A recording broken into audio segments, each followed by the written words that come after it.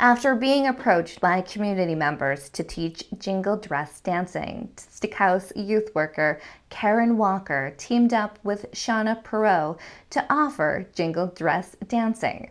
The class had a total of 13 participants, including girls from both Indigenous and non-Indigenous communities. So I just opened it up to everybody that wants to learn. I know because there are a lot of non-natives that want to learn our culture and stuff, and so bringing them in to do stuff like this would be, I think it would be a good thing. Jingle dress is First Nations and Native Americans' powwow regalia and dance.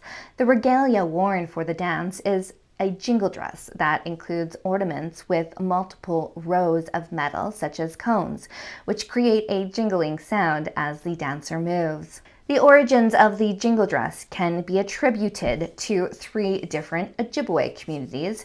However, it has since spread throughout the different nations. And while the jingle dress and dancing are not traditionally a part of Secwepemc people's culture, the teaching was adopted by some community members as a method for parents to have a fun activity to do with their children. I think it's great because we belong to a global society now.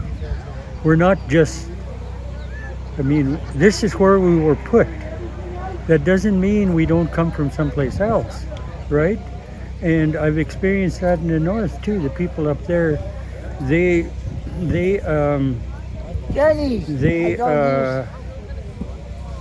elders were telling them that they don't powwow up there. They hand drum. But the Retasket, which is the Chilcotin bands, they bought 14 powwow drums off me because the kids said, we want a powwow and we belong to the global society now. Because of the media, they're exposed to the world and they don't want to isolate themselves, and all they say, this is what we do in Bonaparte and we're not going to change.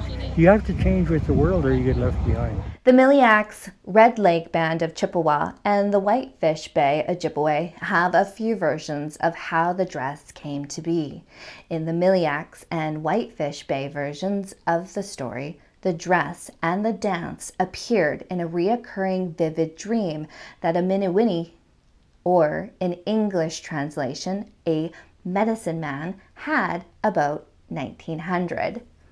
In the dream, there were 4 women, each wearing a jingle dress and dancing. Each dream also gave instructions on how to make the dresses, what types of songs went with them, and how the dress has to be performed. The jingle dress has become a symbol of healing in the Indigenous community. And some women adopted the jingle dress as a healing dress, and people often give jingle dress dancers tobacco to have them pray for themselves or people they care for that are not well. Many other nations adapted into this dance, not just the specific dance jingle, it's all of the other dances. There's men's traditional, women's traditional, there's women's fancy, men's chicken, there's southern dancers, southern fancy, there's a lot. It's not just jingle, but jingle that's my passion. That's why I brought it back to my people to learn. But I know I'm not saying that they never powwow around here, but it's not as big as I want it to be.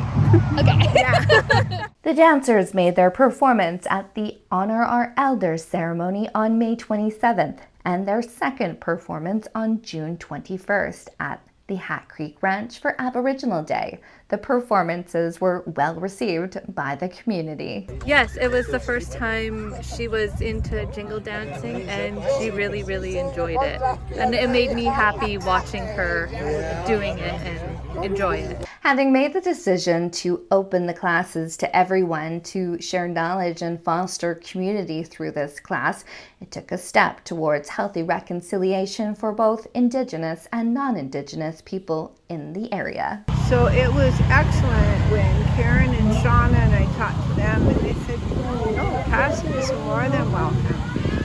She's Indigenous, she should know what is, and it was a great experience for her. Karren and a few of the parents got together to create and sew the jingle dresses themselves. So it was actually quite nice, and we have a couple of them And yeah, so we've done, the last couple of weeks was hard work, but we did it. The last dress was this morning. When I went to Alberta, I gained a lot of knowledge on the Powwow Trail. I know I grew up around the Powwow, but being away from home and going on the Powwow Trail in all over America and Canada, and this is one of my passions, is dancing. I love to travel, and I want the youth on my reserve to experience that as well. Those interested in learning jingle dancing can join the group on July 5th or grass dance on July 12th at the Community Hall in Bonaparte from 4 to 5 p.m. or by calling Karren Warren at 250-320-6314. For Valley Community News in Stickhouse, I'm Dana Foster.